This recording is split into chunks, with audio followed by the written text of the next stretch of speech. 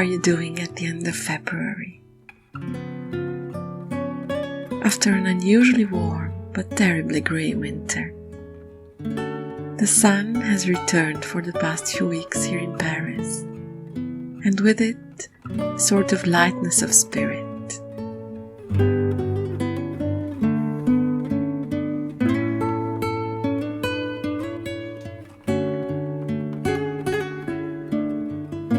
The sun is awakening the plants, the bees, and the people, so I'm gently letting myself go with the flow.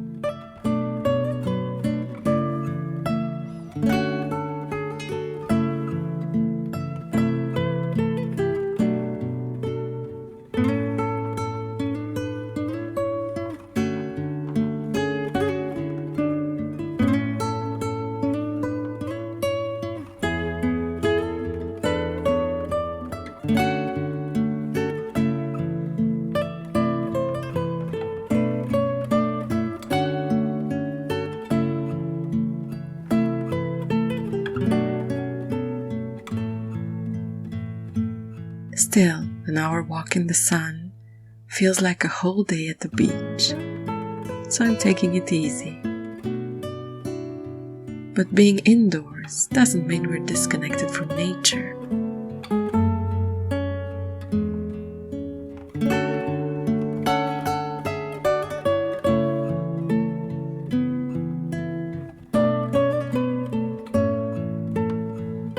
My bulbs are slowly making their way out of the darkness as well, with the promise of radiant colors just around the corner.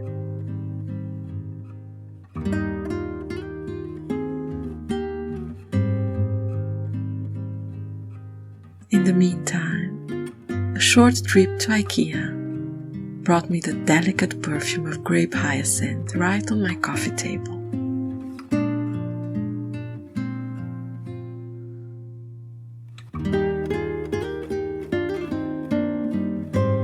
And my beloved Omara, a 3-year-old gardenia that I pamper and cherish all year round, is preparing for an explosion of blossoms. I cannot wait for it to perfume the entire living room with its heady and sophisticated scent. So yes, as you can tell, I'm in the mood for flowers. One of my favorite quotes comes from Antonio Gala's El Manuscrito Carmesí and says, "Flowers are the smile of God, the best proof of His goodness, the beauty that, by being superfluous, is doubly beautiful. They are the only indisputable testimony that we can have hope." With that in mind, I'm making everything floral, starting with my cup of tea. A tea lover's novelty that I received as a gift a few years ago, and that has the merit of creating a perfect moment of meditation. Not to mention that it is in fact a jasmine green tea, so the floral theme is complete.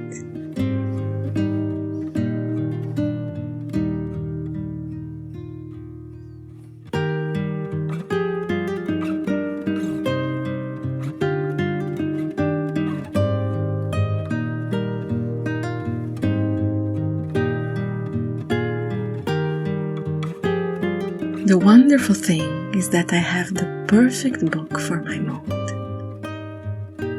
Don't you just love it when everything aligns? It's not a miracle. Every aspect of my floral-inspired moment in February is a result of my conscious choices, and it makes me so happy to know that I can create these moments of joy for myself, contemplating beauty or reading about it. It was time for Vanessa Diffenbaugh's novel, The Language of Flowers. I've been waiting to read this one for a while now, not sure if I could get around the grayer part of the plot in order to enjoy the whole. This is the story of Victoria, an orphan girl that has experienced the foster care system at its worst, and who, at the age of 18, naturally finds her way towards floristry thanks to the knowledge acquired from one of her foster mothers. Her natural flair, her passion for the meanings of flowers, and her subtle observations on human nature balanced the vibe of the book just enough so that I did not focus on the drama. The book alternates chapters from her past and from her present, as a gradual reveal of all the little things that brought her to her destiny.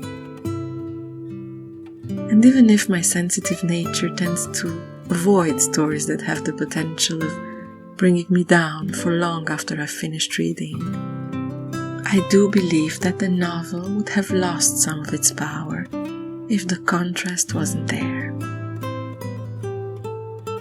The passages describing floral arrangements and the meaning of so many different species were fascinating. But what was better still was the bigger picture of the human mind. The idea that offering a red rose or a lilac blossom was not only wishful mystical thinking, as if the floral love potion would bring Prince Charming.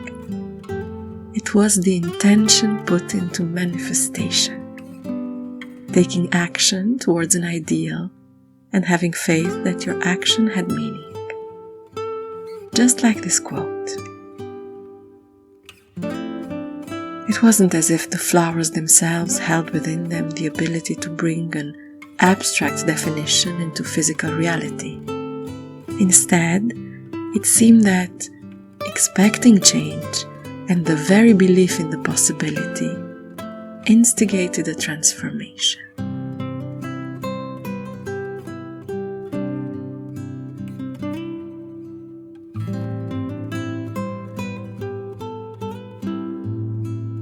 Just as Victoria discovers in the novel, there are many dictionaries of floriography, with the Victorian language of flowers being one of the most romantic. My choice was S.Theresa Dietz's Complete Language of Flowers for its charming retro illustrations. This is a book to keep close for any special dinner or event where you would like to make a memorable flower arrangement. Or for gardeners that wish to vary their spring planting around a theme or intention for the season.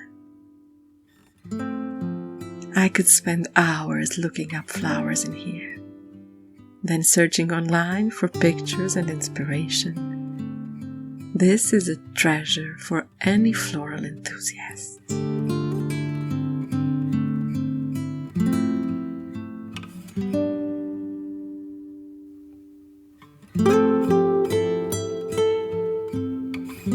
I'm happy I could share this flowery ritual with you today, and hope that I've inspired you to create your own moment of contemplation for the early spring, be it around flowers, birds, or anything that sparks your enthusiasm. I also wanted to share my heartfelt thanks to the wonderful friends that I've met here, visitors or fellow YouTubers. I don't often make tag videos, but I didn't want that stopping me from expressing my gratitude to some wonderful ladies that have mentioned my channel in recent videos and have shown me nothing but love and support ever since I started.